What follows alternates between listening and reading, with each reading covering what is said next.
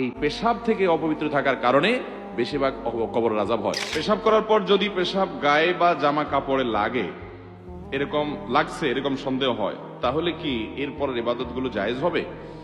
দেখেন, পেশাব করার পর সুইয়ের আগায় যে পরিমাণ পানি থাকে, সুই আছে না, সুইয়ের মাথায় যেরকম পানি থাকে ওইরকম ছোট ছোট ছিটা আসে না কিছু, এগুলো যদি আসে 2-4-5টা বা এরকম ছিটা যদি আসে আপনার কাপড়ের শরীরে, নাপাক হবে না।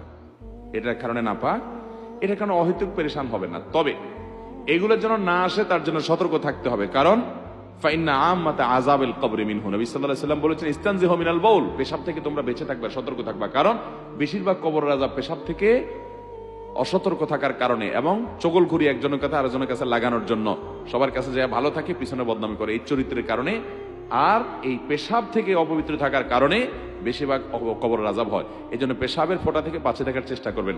দাঁড়ায় যদি সরসর করে পেশাব করে দেন তাহলে ছিটা বেশি আসবে, এই জন্য বসে বসে করবেন এবং উপযুক্ত জায়গায় করবেন। তারপরও যদি ছিটা চলে আসে, ওই যে সুইয়ের আগার পরিমাণ এরকম ছিটা আসলো 2টা 4টা 6টা, এতে কি হবে না, নাপাক হবে।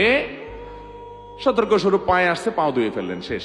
আর কাপড় লাগলে কাপড় নাপাক হবে না এত অল্প পেশাব লাগলে, কারণ এটা থেকে একেবারে এরকম সুই পরিমাণও লাগবে না, এটা থেকে বাঁচা সম্ভব না, যার কারণে এটুকু মাফ। শুধু সেটা নয়, অনেক সময় দেখবেন টয়লেটে বসলে মাছি আসে, মাছি যে একবার ওই নাপাক জায়গায় বসে আবার আপনার শরীরে এসে বসে, এর কারণে শরীর বা কাপড় নাপাক হবে, কারণ ওই মাছির গায়ে বা তার পায়ে এত কম নাপাক লাগে যে ওইটা কোনো কাউন্ট করে গণনা করা কঠিন, যার কারণে সেটা মাফ, এটা লাগলে অসুবিধা হবে না।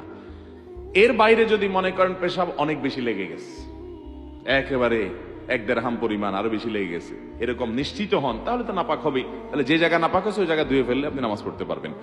আবার অনেকের আছে লাগে নাই কিন্তু তার সন্দেহ হয়েছে, যেমন প্রশ্ন যিনি করছেন উনি, অনেকের আছে এটাকে বলা হয় সূচিবায়ুর রোগী, আছে না এই রোগ, যে লাগছে মনে হয়, এই মনে হয় দিয়া নাপাক হবে না, এই মনে হয় কোনো বেল নাই, এটার পাত্তা দেওয়া যাবে না।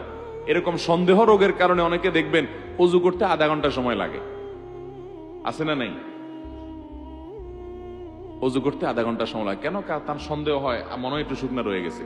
হাদিসে আসছে 3 বার ধুইতে, সে 30 বার ধোয়ার পরও তার সন্দেহ থাকে আরো, এটা সন্দেহের রোগী, এই সন্দেহকে পাত্তা দেওয়া যাবে। আপনি 3 বার ধুইবেন, ডলবেন, এরপরে যদি আপনার মনে বলে যে মনে হয় শুকনা রয়ে গেছে, ওরে বলবেন তুই দূর হ, আমি হাদিস অনুযায়ী 3 বার ধুইছি, অতএব আল্লাহর সাথে আমি বুঝুম, যা, কোনো টেনশন নেই, টেনশন করবেন না। এই অতিরিক্ত টেনশন করতে অনেকে ওযু করতে করতে নামাজ শেষ হয়ে যায়, জামাত শেষ হয়ে যায় 1 রাকাত 2 রাকাত, আছে না নাই? মুখে নিয়ত, এটা তো পড়া কোন নির্দেশ কোরআন হাদিসে নাই। আমি একবার এক ব্যক্তিকে দেখলাম নামাজের পাশে দাঁড়াইছে জামাতে, আমার পাশে আইসা সে নাওয়াইতুয়ান পড়তে পড়তে এই অর্ধেক পড়ে আবার শুরু থেকে পড়ে, হয় নাই মনে হয় আবার পড়ে, এসব করতে করতে ইমাম বেচারা রুকুতে যায়, রুকুতে গুইটা দাঁড়াই হয়ে গেছে, আর সে নাওয়াইতুর মধ্যে পড়ে গেছে, যেটা পড়ারই কোনো নির্দেশ ইসলামে নাই। তো যাই হোক, কোন প্রকার সন্দেহের রোগকে গুরুত্ব দেওয়া যাবে। হ্যাঁ, আপনার প্রায় এরকম হয় না, হঠাৎ করে মনে হচ্ছে পেশা ভিজা এবং কাপড়টা মনে পড়ে গেছে, সন্দেহ হচ্ছে, তাহলে ওটাকে ধুয়ে ফেলান, বাস শেষ। আর ওই যে ছিটার মতো পড়ে, ওটার কারণে নাপাক হবে